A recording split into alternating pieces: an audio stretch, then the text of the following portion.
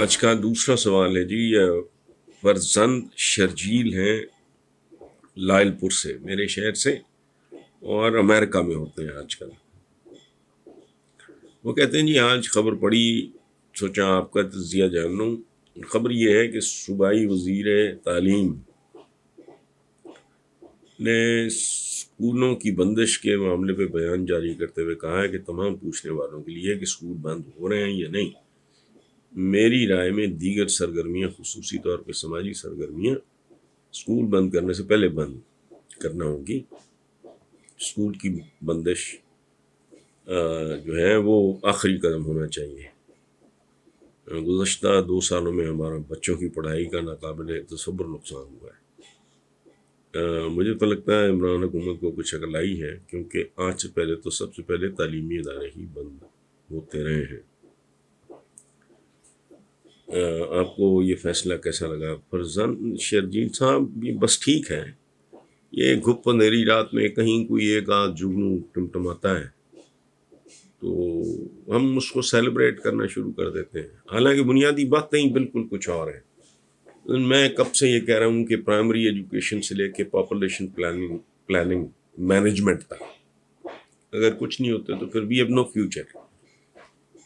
اب یہ ادارے بند ہیں یا کھلے ہیں، میجورٹی جو پاپولیشن کی ہے، غریب آدمی، اکثریت جو ہے لوور مڈل کلاس، جس قسم کے اسکولوں میں جاتے ہیں وہ بند ہوں یا کھلے ہوں، practically it doesn't make any difference. جو ہائی پروفائل اسکول ہے ظاہر ہے وہاں کو تھوڑا بہت فرق پڑتا ہے یا شاید زیادہ فرق پڑتا ہو، لیکن یہ پیچ ورک ہے، یہ کوئی سالڈ۔ میں جو کہتا ہوں 15 سال ایک حکومت، 3 4 سال کے اپنے پہلے 4 سال کا یہ منصوبہ، دوسرے 4 اس طرح کر کے 15، اور 15 میں اس لیے کہتا ہوں کہ پرائمری ایجوکیشن سے توجہ دینی شروع کریں تو 15 سال کے بعد جو بچے میدان میں آئیں گے وہ پاکستان کے لیے قابل فخر بچے ہوں گے۔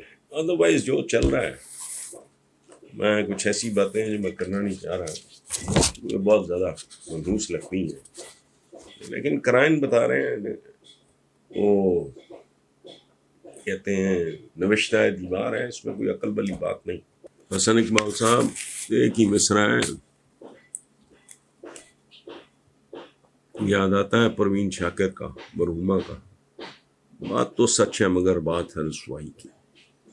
جس کو اس اسلام کا اتنا سا بھی فہم ہوگا نا، اتنا سا، وہ تو یہ بہروپیوں سے، 2 نمبر لوگوں سے،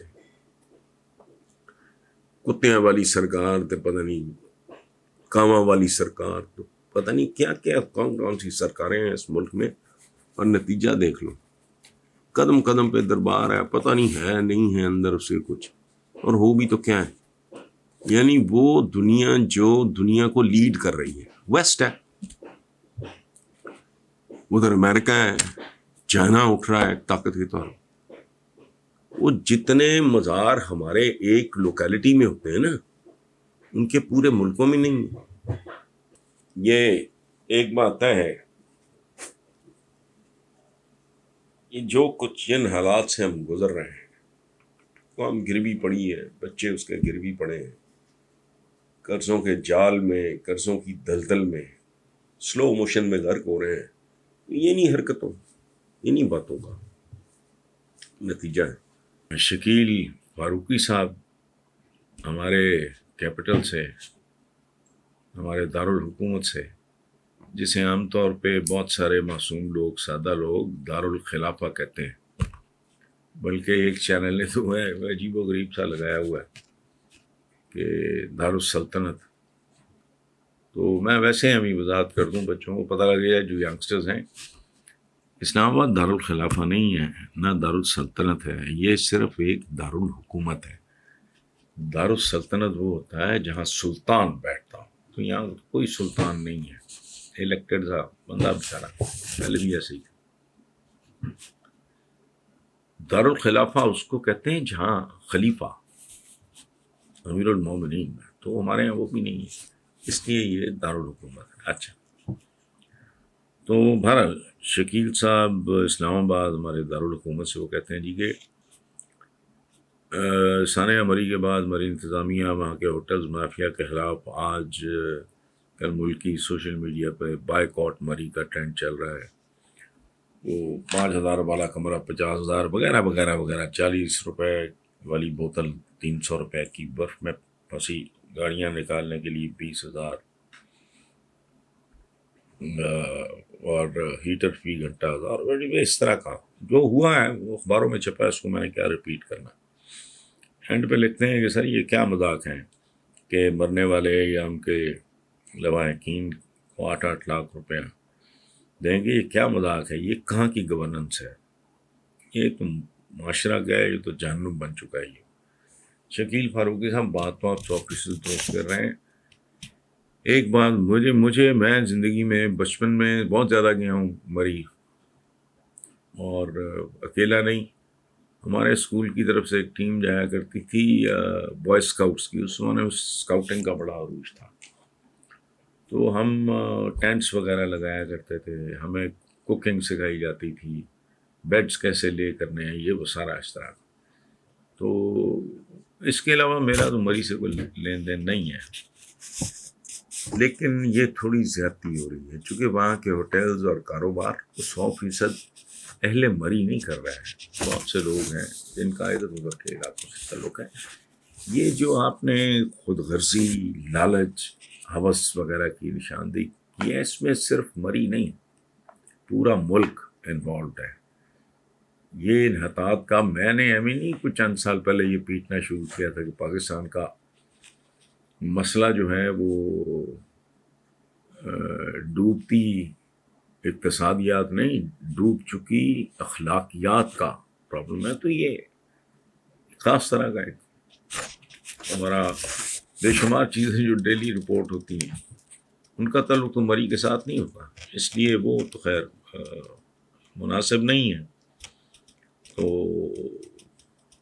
دوسری بات ہے گورننس کی، یہ جس کا ذکر آپ نے کیا ہے.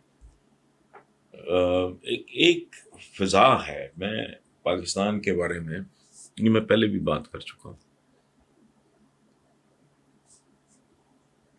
یہ ہمارا جو سماج ہے یہ ایک پرو بدی، یعنی بدی اور شر کی نشو و نما کے لیے آئیڈیل ہو چکا ہے.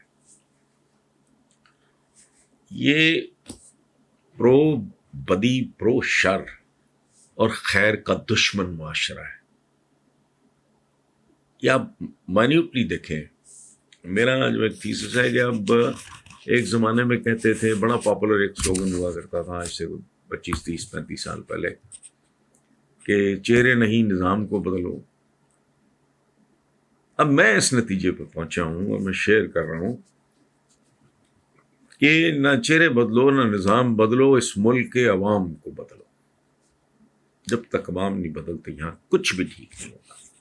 بھئی حکومت نے اگر جاکہ ماری ہے تو بھی جو لوکل ایڈمنسٹریشن ہے ان کو تو ہوش کرنا چاہیے. آ چکا ہے آج کل کے زمانے میں اس ایسی بات کرنے والے کو تو جوتے مارنے چاہیے. کہے کہ جی موسم، بھائی موسم کا تو پتہ ہوتا ہے، یہ کوئی انپریڈکٹیبل نہیں. اور اس سے پہلے آ بھی چکا تھا. یہ نہ عوام نے سنا ہے نہ جو سو کالڈ ایڈمنسٹریشن ہے یہ وہ سنا ہے. تو جسے کہتے ہیں نا کہ آوے کا آوا ہی بگڑا ہوا ہے.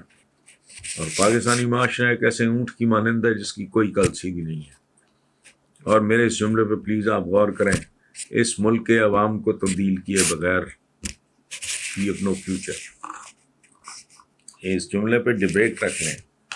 اگر آپ کو کوئی بات اس میں کوئی فلا نظر آتا ہے یا میرے کمیونیکیٹ کرنے میں کوئی کمزوری نظر آئے تو پلیز سوال کریں، ہم اس پہ ڈبیٹ کرتے ہیں آپس میں کہ عوام کو بدلنے سے میری مراد کیا ہے.